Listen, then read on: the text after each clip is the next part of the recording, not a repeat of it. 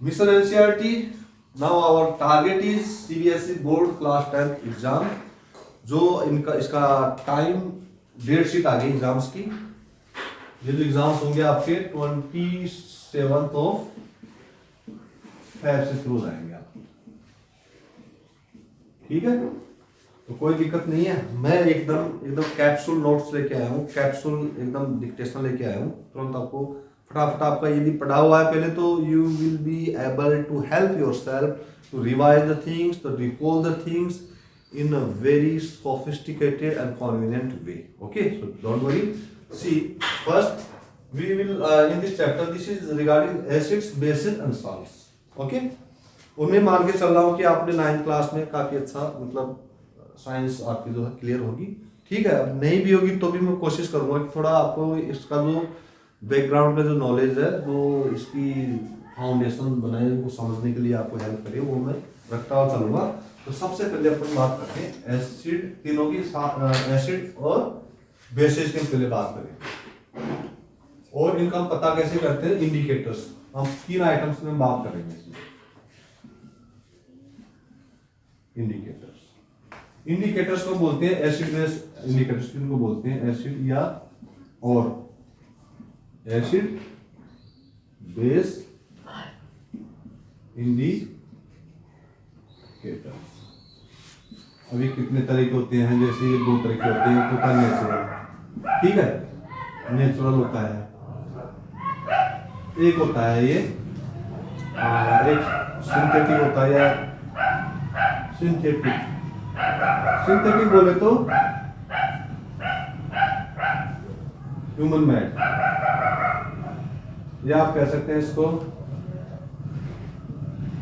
Man made, जो हम बनाते हैं। और नेचुरल चीज अवेलेबल इन नेचर। ठीक है, थर्ड चीज का यूज क्या है,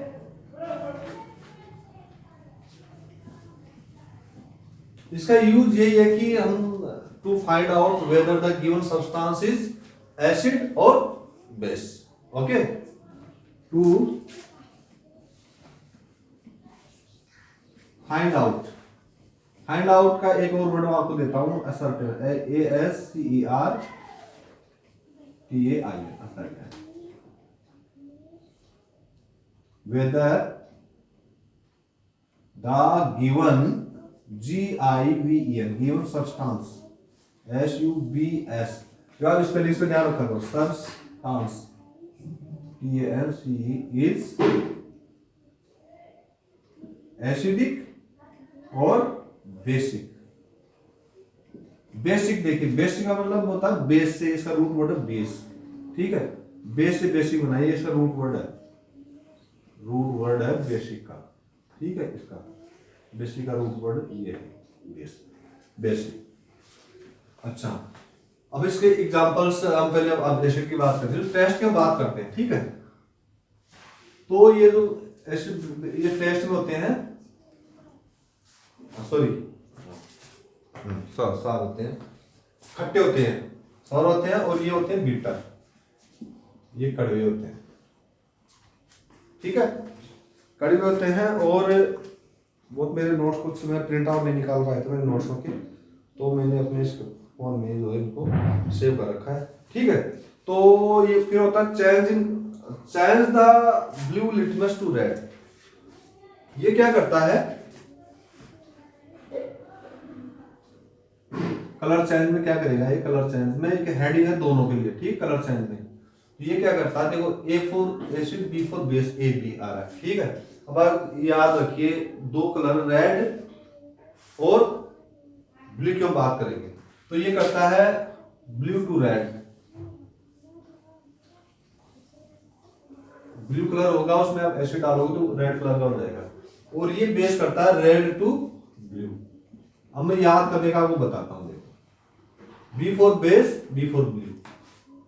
ठीक है, अच्छा, एग्जाम में इस तरह से क्वेश्चन आ सकते हैं कि इनको कंपेयर भी करवा सकते हैं कि what is difference between acids and bases.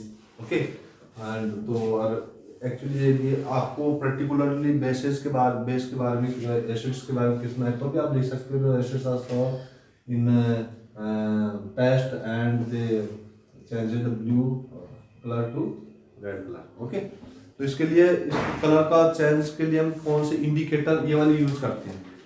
ये जो इंडिकेटर्स होते हैं, एसिड बेस इंडिकेटर्स, नेचुरल और सिंथेटिक, ये दोनों का यूज यही है जो मैंने बताया था, ये पता करने के लिए कि the weather the given substance acid और बेसिक, दैट इज बेस है। ठीक है, फिर आपका थर्ड आ जाता है इसमें, ये बहुत इंपॉर्टेंट है थोड़ा, ये जो हाइड्रोक्लोरिक एसिड, एक एग्जांपल इसका देते हैं, इसका एग्जांपल देते हैं। ठीक है, एक सिंपल सा एग्जांपल बहुत सारे आएंगे आगे। ठीक है, तो HCl हाइड्रोक्लोरिक एसिड ये हो गया, और इसका है अपना sodium hydroxide,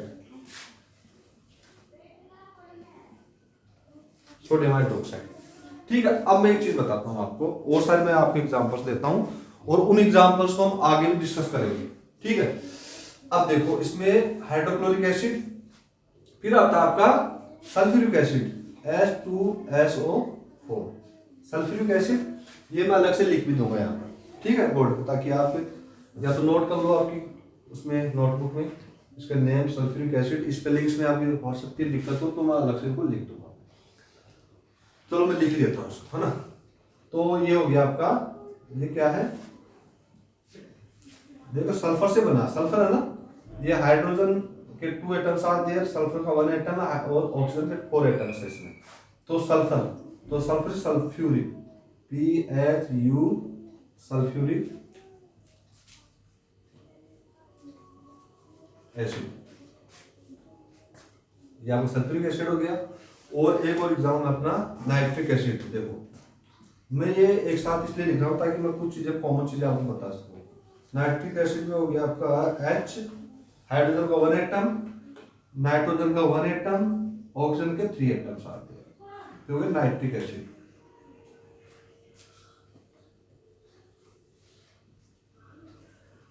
okay, again one more acid is there, acetic acid, देखो कार्बन 1, हाइड्रोजन के 3 एटम्स, और फिर कार्बन आ गया O,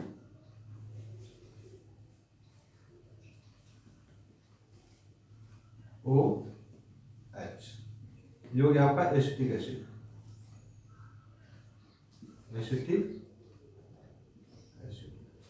इसी प्रकार हम इसका लिख लेते हैं, एक एग्जांपल हो गया सोडियम हाइड्रोक्साइड, ठीक है, इसका नाम लिख लो सोडियम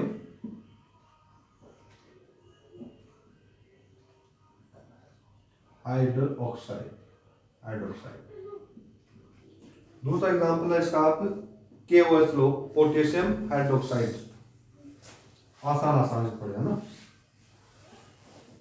पोटेशियम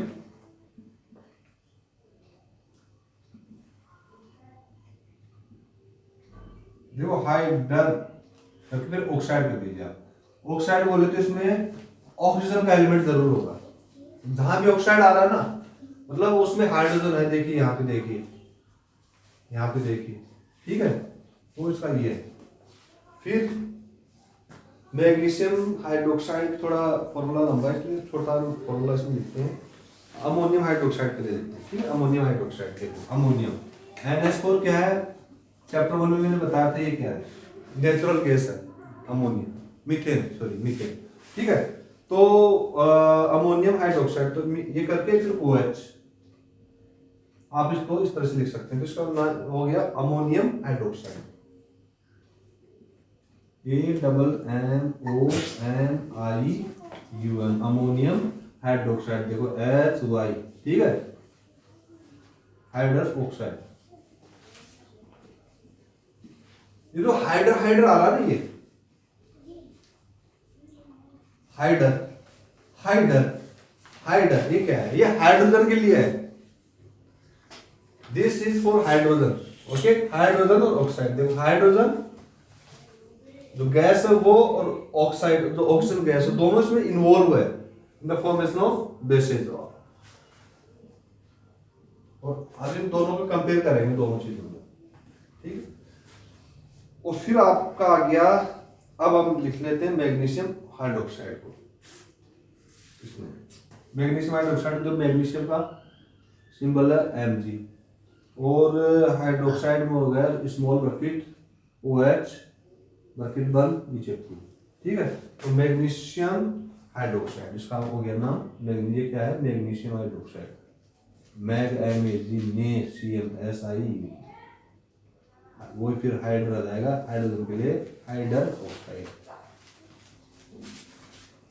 तो इसमें अपने कितने एग्जांपल्स हो गए? इसमें हो गया अपना 1 2 3 4। ये जो 4 नेम्स हैं, ये जो 4 केमिकल फॉर्मूलाज हैं बेसिस के, ये आपको मेमोराइज कर लेने हैं। मेमोराइज करने के लिए तो ये तो आसान है। सोडियम का Na हो गया, OH समझ आ रहा है। OH में दैट इज OH में बोले तो हाइड्रो ऑक्साइड। OH क्या है? Hydro oxide, that is hydrogen oxygen दोनों मिलके हाइड्रोक्साइड बना रहे हैं। ठीक है, हाइड्रोक्साइड हाइड्रोक्साइड हाइड्रोक्साइड हाइड्रोक्साइड, सब में हाइड्रोक्साइड आ रहा है, ये सब में कॉमन है। OH तो एक सोडियम पहले लगाना है OH से पहले, दैट्स ऑल, सोडियम हाइड्रोक्साइड हो गया। फिर देखो ये पोटेशियम, फिर OH हाइड्रोक्साइड, पोटेशियम हाइड्रोजन और ऑक्सीजन, 3 है इसमें, 3 एलिमेंट्स आर देयर।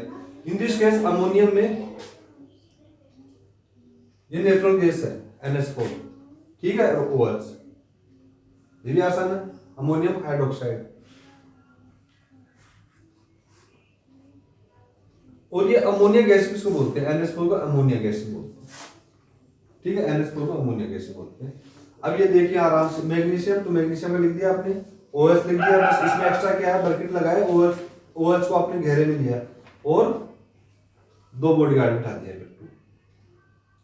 तो ये जो 4 फॉर्मूलाज हैं, जो एग्जांपल्स ऑफ 1 2 3 एंड, ये तो आपको याद करना है। अब इसमें देखिए, इसमें अपना हो गया, ये बहुत ही कॉमन है हमारे ह्यूमन बॉडी, हमारा जो स्टोमक है, उसमें भी हाइड्रोक्लोराइड या हाइड्रोक्लोरिक एसिड होता है पेट में। ठीक है, फिर आता है ना सल्फ्यूरिक एसिड, फिर आता है अपना अब ये देखो इसमें एकदम 1 2 3 4। अब देखिए कॉमन क्या है इनमें से? OH है। अब OH तो यहाँ भी आ रहा है, तो इसका मतलब ये नहीं कि सेट फॉर्मूला है, इसमें भी आप देखिए ये एसिड है, ये देखिए ये एसिड है, बस एक एग्जाम्पल है, अपवाद है जो यहाँ आ रहा है, जहाँ एसिड में भी OH आ रहा है। तो ये आपको हेल्प करेगा याद करने में कि यार एसिड्स में भी एक ऐसा एसिड है जिसमें भी OH आता है। ठीक है, तो आपका ध्यान यहाँ जाएगा एसिटिक, और इसका जो फॉर्मूला थोड़ा बड़ा सा है वो है, तो आप इसको कर सकते हैं CH3OH, ठीक है, COOH। इसमें कार्बन 1, फिर कार्बन, ऑक्सीजन, फिर ऑक्सीजन, फिर हाइड्रोजन, फिर हाइड्रोजन याद किया। अब एक कॉमन चीज इनमें क्या है देखिए आप, सब में हाइड्रोजन है, यहाँ भी हाइड्रोजन, यहाँ भी हाइड्रोजन, यहाँ भी हाइड्रोजन, यहाँ भी हाइड्रोजन, यहाँ भी हाइड्रोजन, यहाँ भी हाइड्रोजन, यहाँ भी हाइड्रोजन, ठीक है, यहाँ भी हाइड्रोजन, सब में हाइड्रोजन दोनों में कॉमन है, एसिड्स और बेसिस में दोनों में हाइड्रोजन कॉमन है। ठीक है, तो अपने हो गए एग्जांपल्स। अब मैं इसका थोड़ा और इसको क्लियर करूंगा, इंडिकेटर्स है ना, इसका भी एग्जाम्स में आता है कि इंडिकेटर्स का, तो इंडिकेटर्स क्या है? Indicators are the substances which help us to determine whether the given substance is acid or acidic or basic in nature। इस तरह से इसका यूज लिख सकते हैं। There are 2 types of indicators are there, natural and synthetic।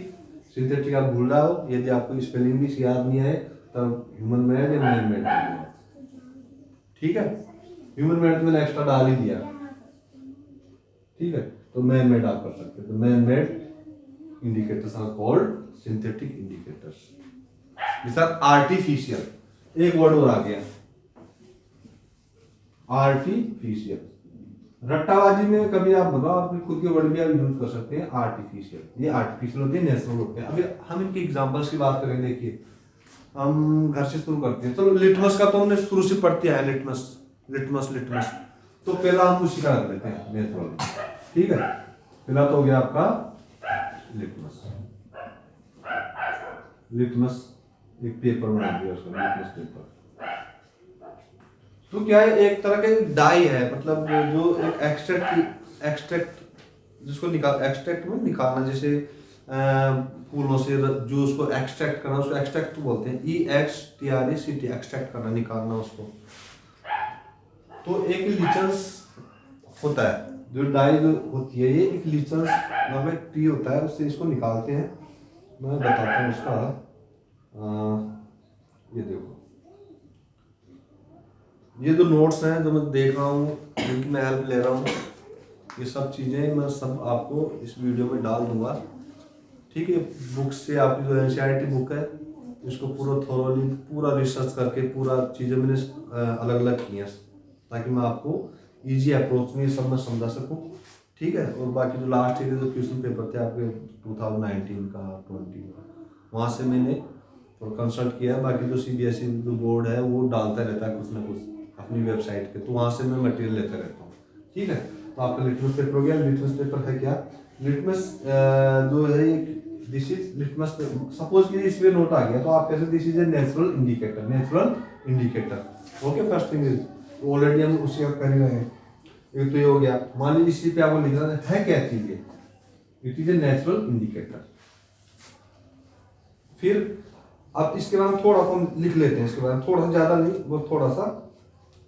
It is purple die, ये है क्या, इट इज पर्पल, PURPLE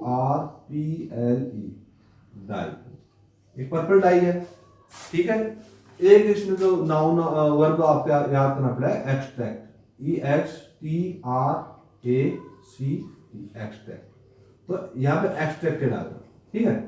तो litmus paper is a natural indicator and it is a purple dye which is extracted from lichens, extracted from, बस इतना ही काफी है। और लिचन्स LICHENS, ये कोई प्लांट होगा, सर्ब होगी, झाड़ी वाड़ी, ठीक है, लिचन्स। ये इसका अपना नेचुरल का पहला हो गया। दूसरा हम जो है नेचुरल में, दूसरा अपने घर में भी आपको मिल जाएगा, और हमारे घर में यूज जो सब्जियां हैं, रेड कैबेज है, ठीक है, CABBAG, लाल गोभी। लाल गोभी का जो पत्ता होता है ना, वो भी एक एज ए नेचुरल वो इंडिकेटर का काम करता है। उससे ये पता, उससे भी हम पता कर सकते हैं, रेड कैबेज का जो लीफ होता है उससे भी पता कर सकते हैं कि जो सब्सटेंस है वो एसिडिक है, बेसिक है, ठीक है। रेड कैबेज हो गया। इसके अलावा फिर coloured petals of petunia, petunia भी एक प्लांट के साथ है, तो कलर्ड पेटल्स, उसकी कलर्ड पेटल्स आपको पता ही है, जो फूल पे जो लगता है ना, फूल का जो एक हिस्सा है, flower, this is part of flower, ठीक, फ्लावर। तो कलर्ड पेटल्स ऑफ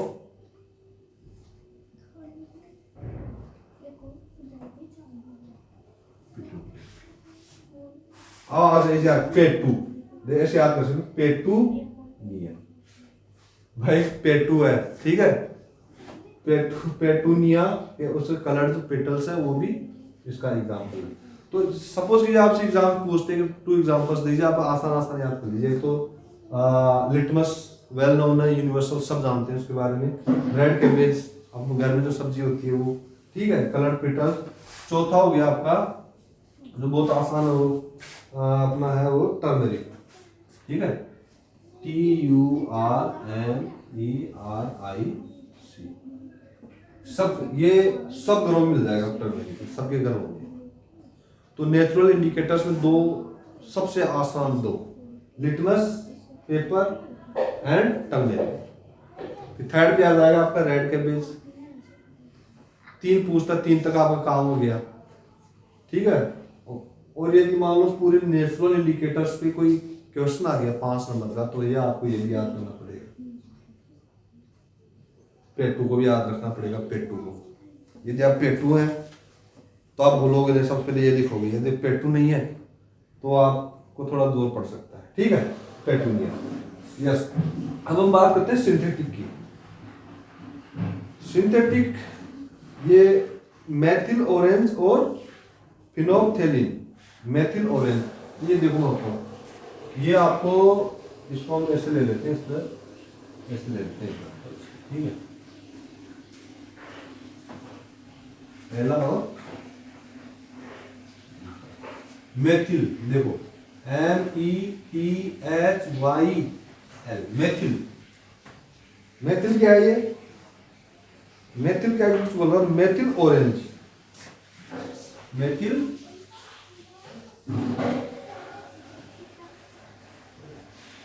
ये मैन मेड, इंसान ने बनाया है, ठीक है। और दूसरा है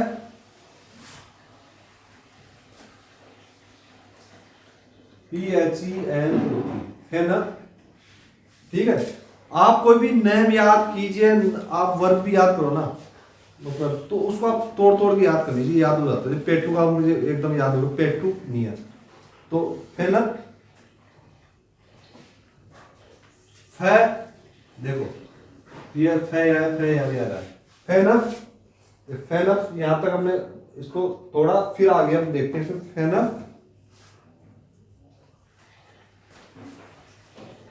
अब ऐसा खाना फेनफ्थलीन, THALEI,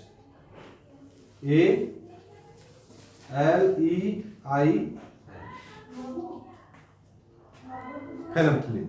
तो आप इसको दो शब्द तोड़ सकते हैं,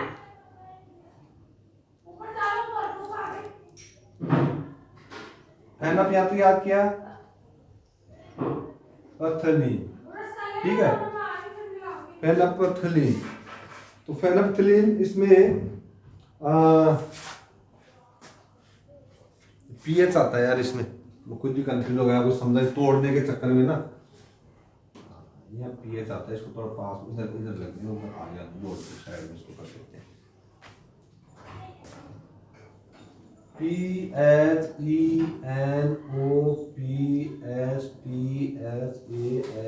PHENOPSTSALEIN। अब तोड़ता हूँ इसको, पूरा लिख के तोड़ता हूँ, देखो फेनोफैथलीन,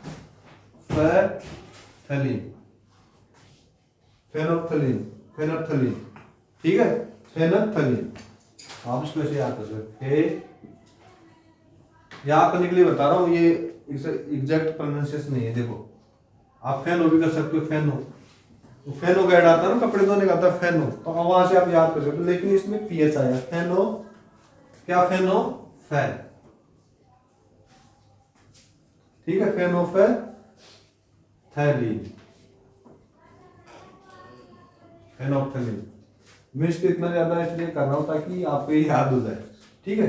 वैसे इसका एग्जैक्ट जो फेनफ्थलीन है, फेनफ्थलीन, फेनफ्थलीन, फेनफ्थलीन, फेनफ्थलीन, ओके, वो मैं लिख देता हूँ, फेनफ्थलीन, ये इसका एग्जैक्ट है। आप उसको याद इस तरह से कर सकते हो, लिखो इसको याद इस तरह से करो, लिखो आप ऐसे लिखना, ठीक है, PHENOPSTSALEIN।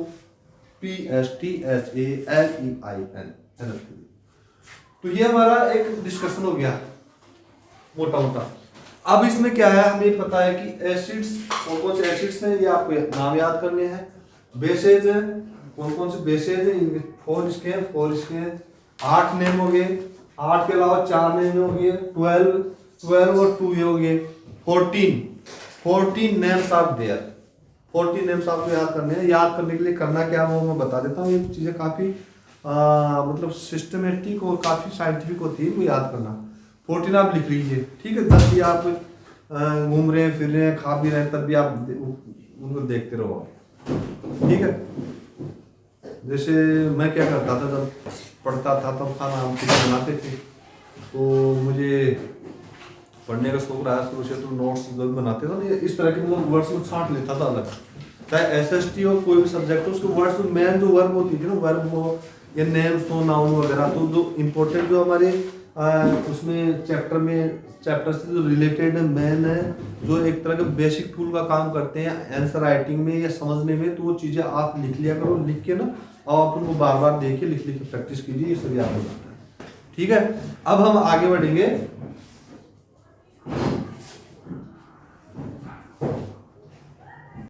So after having brief discussion of about acids and bases. After having comparative brief discussion of acids and bases, we have also discussed indicators, that is acid based indicators, इनका फंक्शन टाइप्स हमने देखा। एक indicator और है, ठीक है। उसके लिए आपको एक वर्ड याद करना पड़ेगा, फैक्ट्री का। फैक्ट्री का तो आपने नाम सुना होगा, है ना, you must have heard the word factory. Factory किसकी? ऑल की, OL, बस ऑल फैक्ट्री इंडिकेटर्स, ऑल लगा देना, OL, फैक्ट्री से पहले all, OL, all factory indicators. तो ये क्या करते हैं? ऑर्डर चेंज करते हैं, चेंजेस ऑर्डर। ऑर्डर मान स्मेल, स्मेल से ऑल फैक्ट्री इंडिकेटर्स में स्मेल से पता चलता है, ठीक है, कि